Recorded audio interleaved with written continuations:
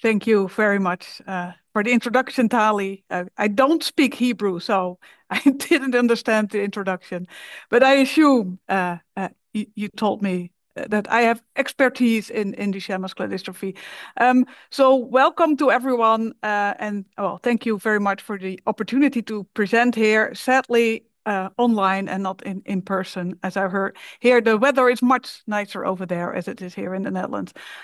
So I'll give you an introduction mainly into Duchenne pathology and what Duchenne is and how things work. And before going in there, I will give you my disclosure. So they're not related to this talk, but just for full disclosure, I've been working on Duchenne muscular dystrophy for 25 years. And during that time, I have gained expertise and therefore I sometimes act as an advisor or consultant for companies and also sometimes speak in symposia organized by companies, and all the money for that goes to my employer, so the LUMC, and not to me personally. And I'm also a co-inventor on several patents on exon skipping, which is a therapy I am developing. And also there, as a co-inventor, I'm personally entitled to a share of royalties. As I said, it's not related to this talk, but now you know. So Duchenne muscular dystrophy is a rare disease that primarily occurs in boys and men. And we're going to explain why that is later. But first, we're just going to go through the different stages of Duchenne. So it's a disease that is characterized by the continuous loss of muscle tissue. And you see here different boys at different stages of the disease. And on the left, you see a very young patient. You don't really see anything wrong with this little boy.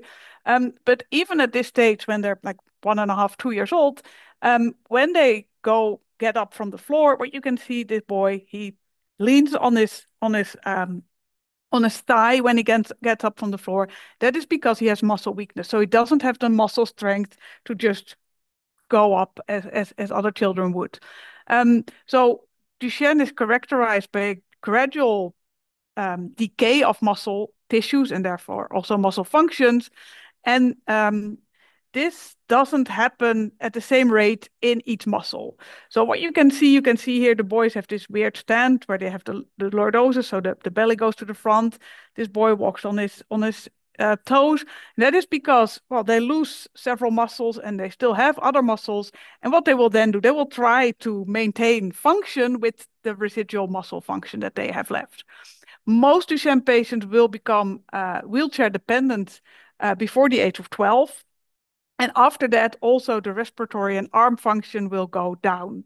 So you can see here two boys who are creative in still maintaining some upper limb function. So you can see here, this boy is raising his hand, but he's using gravity to help his hand go up because he doesn't have the strength to do it the way we would do it.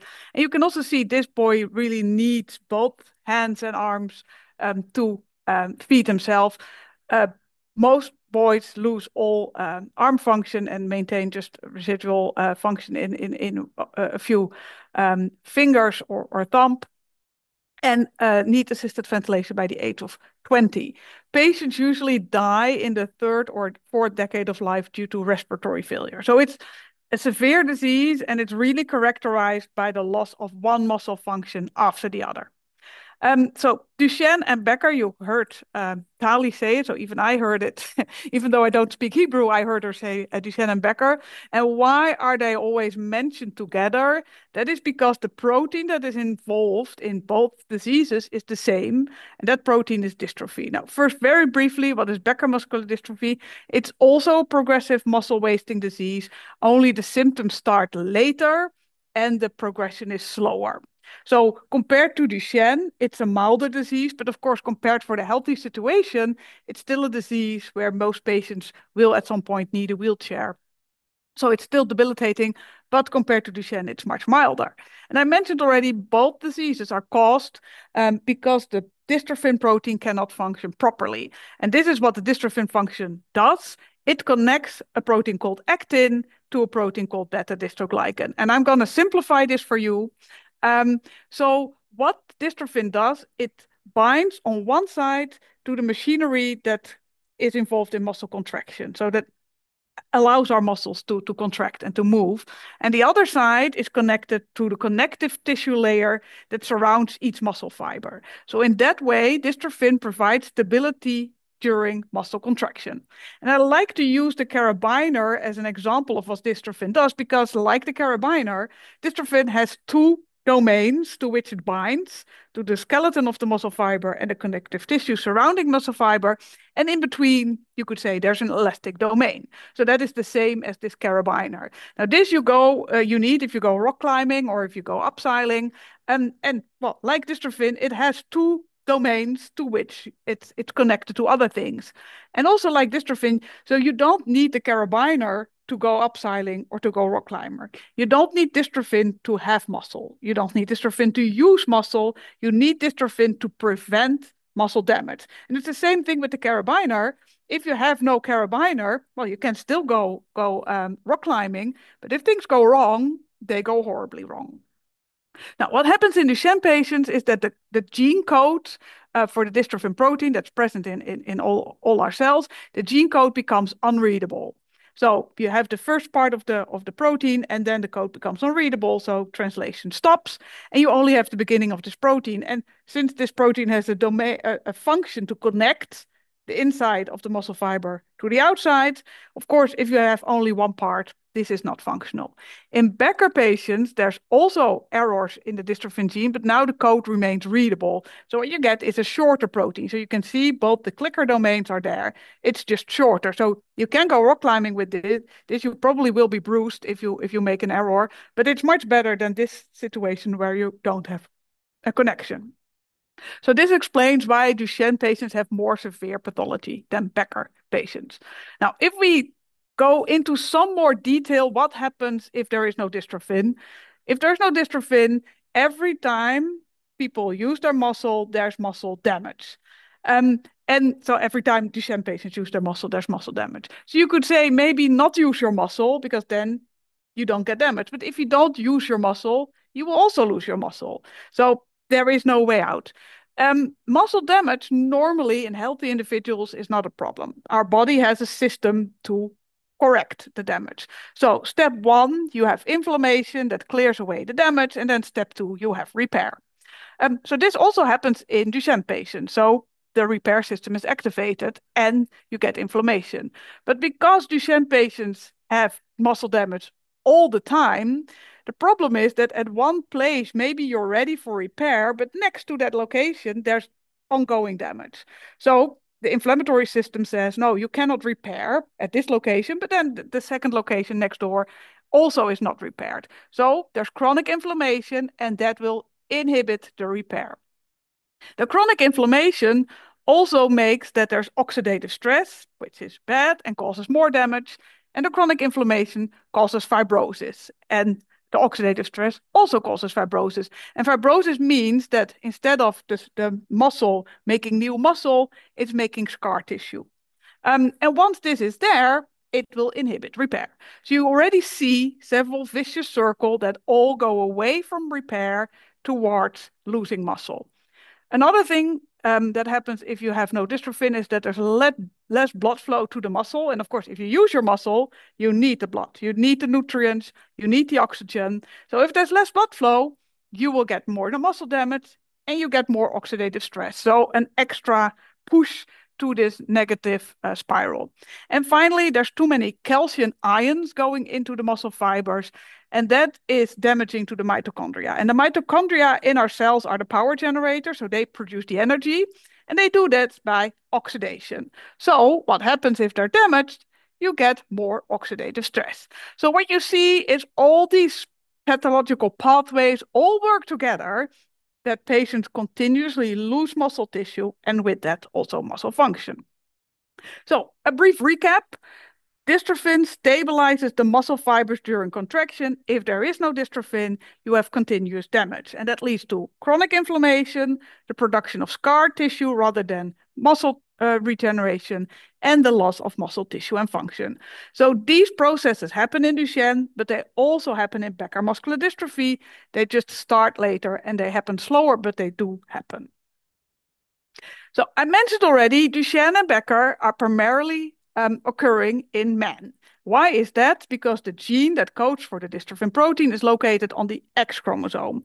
And the X chromosome is the sex chromosome where women have 2 and men have 1, because they also have a Y chromosome. And because women have 2 copies, if one copy has a mutated gene on it, the other can operate as a backup. While men have just 1, because they have only 1 X chromosome. So if that one is mutated, they will get sick. And the way it works is shown here on this panel. So what we see here is a healthy father and a mother who is a carrier. So on one chromosome, the dystrophin gene is mutated. On the other one, it is not. So this father will give his Y chromosome to his sons and his X chromosome to his daughter. And well, these are healthy because he is healthy. This carrier mother can give her X chromosome with the functioning gene to daughters and 2 sons, and then these are healthy. But she can also give the X chromosome with the mutated dystrophin gene to her daughter, who then also is a carrier, or to her son, who then becomes a Duchenne patient. Duchenne happens about 1 in 5,000 newborn boys, so it's a rare disease. Becker happens about 1 in 20,000 men, so it's more rare. Females usually do not have pathology. They usually don't have symptoms if on one chromosome they have a mutated dystrophin gene, but it can happen. So there's some women that have full-blown Duchenne. It's very rare, but it can happen.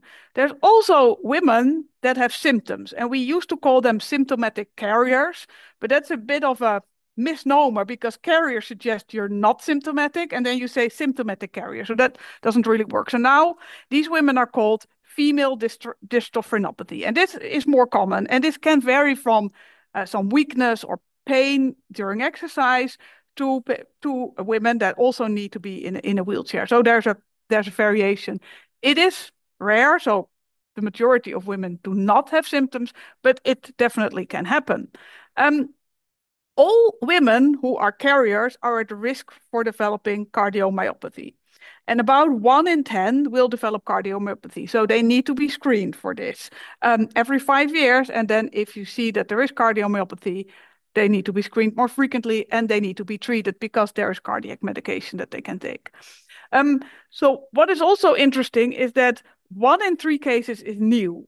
So here we have a mother who's a carrier and then gets a son with Duchenne, but there's also 1 in 3 cases, the son will have Duchenne, but the mother is not a carrier.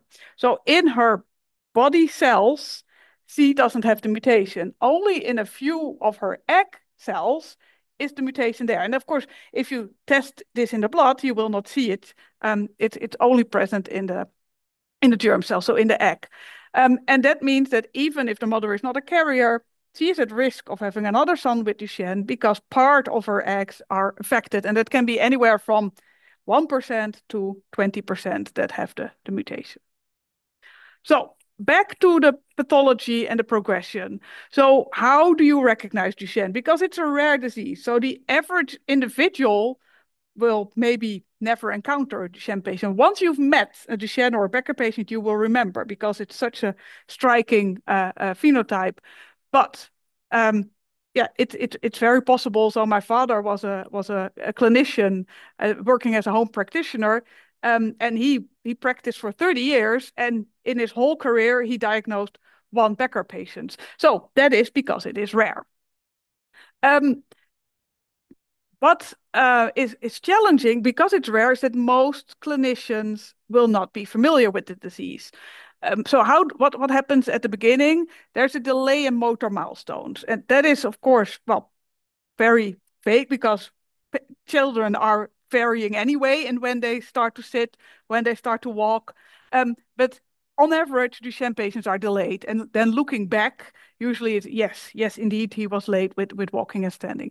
There's also a speech delay, which is not related to the muscle, but we'll get to that.